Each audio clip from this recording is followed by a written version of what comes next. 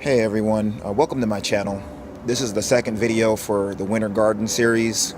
This video I'm just going to do more of a continuation of the last one as far as trying to garden for as little money as possible and working with Arizona clay soil, which is devoid of a lot of life, a lot of aeration, a lot of nitrogen, and it's real heavy on the root system of any plant that tries to grow in it. So working with the clay soil. So since the last video, I built 3 raised beds. I did 2 lasagna. This one here is a lasagna bed, and then the other one, I put like a little bit of a hugelkultur technique on the bottom with a lot of the old eucalyptus twigs and branches, the smaller branches. And then the third bed would be a pure hugelkultur bed, which is there. That I made is a 6 foot by 10 foot bed. I'm still fertilizing with 100% urine, so high in nitrogen, high in other nutrients as well, being minerals, and it's free. Normally goes to the dump. I don't want to dump a good fertilizer and then go to the store and pay for something else when I can just have it for free altogether. So all this stuff has been fertilized. My whole backyard, everything's been fertilized with urine only, except for the broccoli. Now that they're flowering here, I did hit these up with some fish bone meal. You can't really see it because it rained real heavy last night, but fish bone meal. Rain also has a good amount of nitrogen as well, which is one of the primary reasons why it's better than the hose water, along with it not containing any chlorine or fluoride or anything like that. So it did rain heavy last night. So this video is going to be covering my new beds, just the growth progress of all the vegetables, and the fact that I'm still using urine for fertilization. And you'll see the results, and specifically the results being that Arizona clay soil is already high in salt, and urine is supposedly also high in salt. So this is the progress so far. It looks pretty good to me, but we'll discuss that as well in the video. All right, stay tuned. This is going to be kind of midwinter for gardening, at least for me here in Arizona. This bed is basically lettuce, and the smaller are radish. A specific radish that bulbs white instead of the red bulb. They're not really old enough yet for you to see any of the bulbs, but it's not going to be a red bulb. 3 different kinds of lettuce. I built this bed with some earthworm castings, dried leaves, vegetable scraps, which actually I put the vegetable scraps, about 7 grocery bags full, the bottom of that bed. So if you look at this board, it's about 2 of these boards deep, maybe a little deeper than 2 of these boards deep. These are 2 by 6s, so at least a foot deep. And the vegetables are down here, basically. Breaking down still, because I didn't compost them or anything like that. But as you can see, everything is doing very well, because the top part is well-made compost. So put a little AZ clay on the top of this. So I'm going to start picking this lettuce basically now. I've been spraying this all with neem, all my garden with neem and insecticide soap for the caterpillars. You can see kind of some of their destruction. I have some dinosaur kale planted along this edge. So all these small plants here are dinosaur kale, except for this one, which is a collard. It's a hybrid collard. It looks like it's maybe F1 too, because there are variations on rareseed.com. The seeds that I grew, there's variations between the plants. So if you look at these collards here, this collard and that collard, and this collard, these are all basically collards, but the leaves are different. Some are waxier, a little bit thicker too. So this would be a slightly thicker, waxier leaf compared to this. I bought them because it looked cool, and it said they were more tolerant for bugs and pests. I've been spraying it, but there's still some holes in the leaves. They didn't hit these colors as bad as they hit the broccoli though, and the broccoli is coming back and flowering. So I had some fish bone meal that I applied. You can see that lightly colored stuff I applied to the soil. Once I saw these buds, I hit them with some fish bone meal. Other than that, just as last video, the only thing that I fertilize this with is urine. That's it, man, just urine. So I was able to grow all this from waste. I do have a couple bok choy planted in the middle that aren't really not really growing. I got some more that are bigger. I'll show you. So this is a second year bed, almost starting the third year almost, but a lot of the lettuce that were growing in the middle here, I pulled it, started that bed. Let me show you another bed. Give me a sec. I had a couple lemon drop peppers that I overwintered in this, and again I planted more urine fertilizer for this. Nothing special. I have some mint growing, and then just more lettuce intermixed with a little bit of some onions, red Creole onions, and then there's more of the bok choy. These are decent size so far for such a small container. I have bigger ones on the other side of the yard though, but again, urine fertilizer here.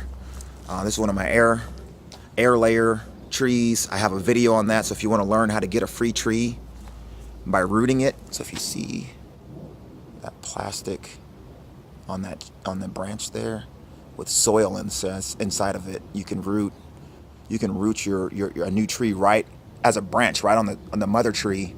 When you see roots, cut it off and you have a free tree. That's what I did with this. So watch my video, look at my channel and watch my video on air layering trees. So that's a free ficus tree, and those things grow to be that monster back there. Okay, so here's more of my more purple kale here, more dinosaur kale, and they're growing somewhat larger. I'm not gonna harvest any of these for a while. My cosmic purple carrots, some of the larger bok choy here, getting bigger, intermixed with onions. They're real small. This is my broccoli that I sowed later than the other broccoli that you've seen that is flowering. So this is going to be my second crop of broccoli, and there'll be side shoots on all this stuff, but we'll have broccoli till March or April, intermixed with radish, that same white variety, and then these are larger onions here, red Creole again, Swiss chard, growing. These leaves are fairly large. This is some salty stuff, much saltier than what I see at the grocery store. Maybe because of the salt in the soil, I don't know, but that is another collard, and then 4 cabbages, and then a couple more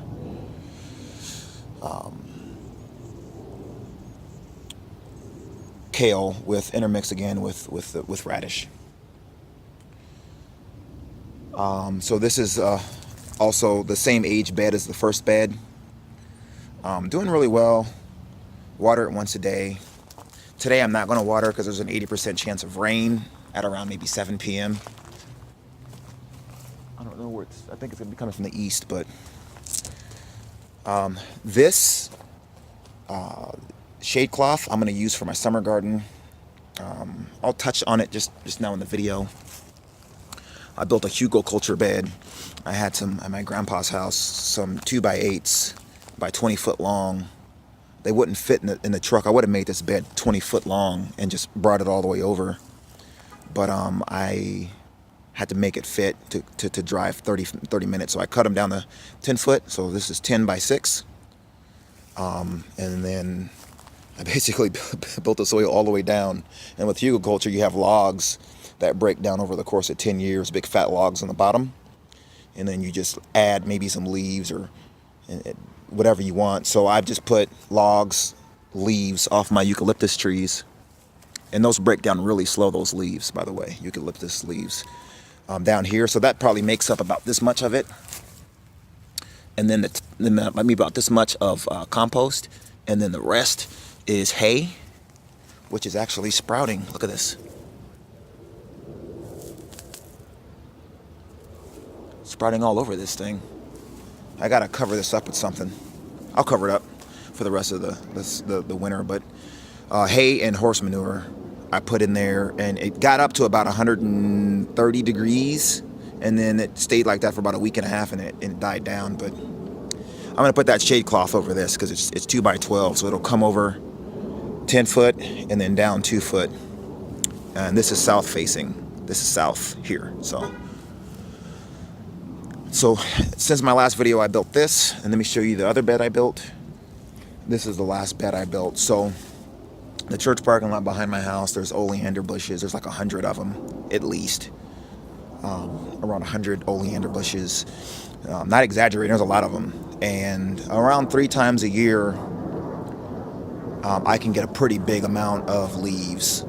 So what I did was I got those leaves, got Dutch Brothers coffee, and I composted it.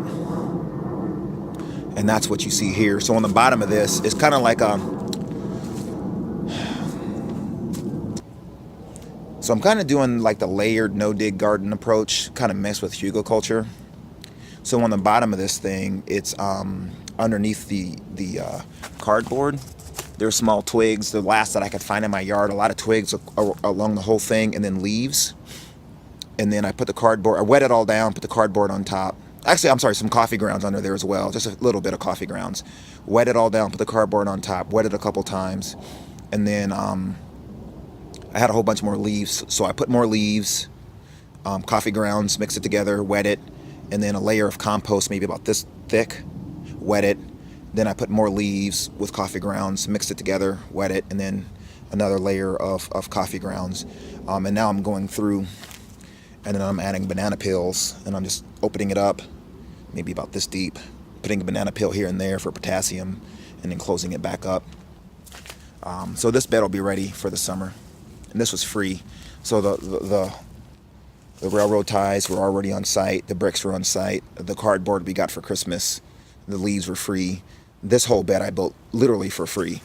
That Hugelkultur bed I built literally for free. And most of these beds I did, in the beginning I bought my compost, but now I just make it because it's, when you buy compost, especially like Sing Farms, it wasn't done and everything died. And when I make it myself, I know what's in it. I know how done it is. I know a lot more about composting now than I did too, so I just have more luck making my own. So this is the bed. Let me show you a few more beds. Give me a sec. This is one bed with sweet potatoes that'll overwinter, I believe. I don't think I need to plant them next year. Oh, I think that's the last collard there. This is just all grass clippings and leaves. My last compost pile that I'm starting right now, or will be starting soon, I'm gonna probably just put it all over this stuff when it's ready, and then just have the sweet potatoes grow up through it. And I'm gonna plant pepper plants, ornamental peppers, for the summer season. So that's what I'm gonna use this bed for. This was the third of the free beds that you saw before. This is the oldest of the newest free beds, and what I have here is just a lot of bok choy, kale, the purple, I believe that's a green, I thought it was purple, but it's not purple, so green kale, dinosaur kale, in this bed. And then there's a few radish in the middle, and then I also, up this tomato cage, in circles around it, I'm growing peas. So there's one there, one there, one there. There's one in the back right there, and one there. So around the circle, I just grew peas up. Hopefully it'll work. I'm hoping it will. And there's the same thing with this one. So there's peas there and there. In the summer, though, this will be, obviously different crops. But for now, this is what it is. Now, this first half of the bed gets shade. So this stuff is a lot stringier. And then the second half, as you can see, gets sun. So everything from like this line over is going to be a lot bigger. But once the sun starts to come over this way from the south, maybe around February, as it starts getting light, it'll grow. But by then, come March, it'll be time to pull all the stuff out anyways. Anything I grow in this bed does really well. The soil here is really good.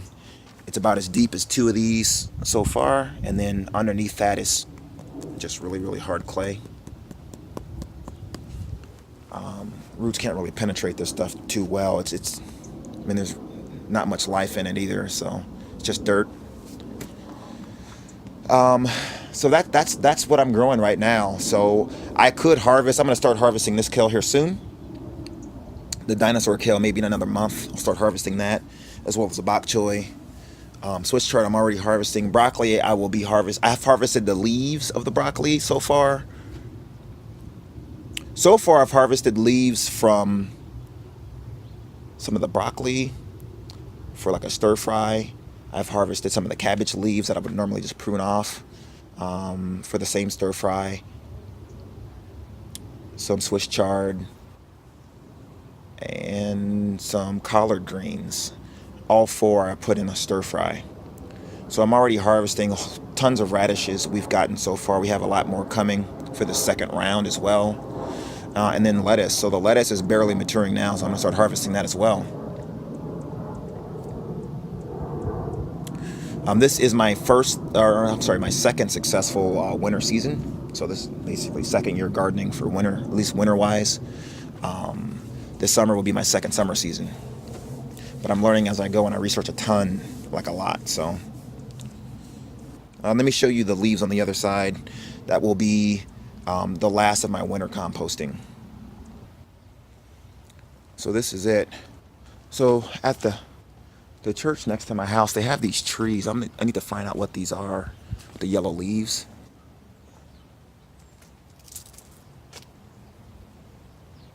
There.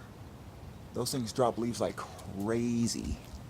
And it gives me a little bit of variance from the oleander leaves. So if the oleander is dominant in 4 or 5 minerals, but I'm growing 12 different type or 15, 20 different type of vegetables and that need more than just the 4 minerals, this second type of leaf, other than the oleander, will hopefully balance out my plot as far as nutrients are concerned.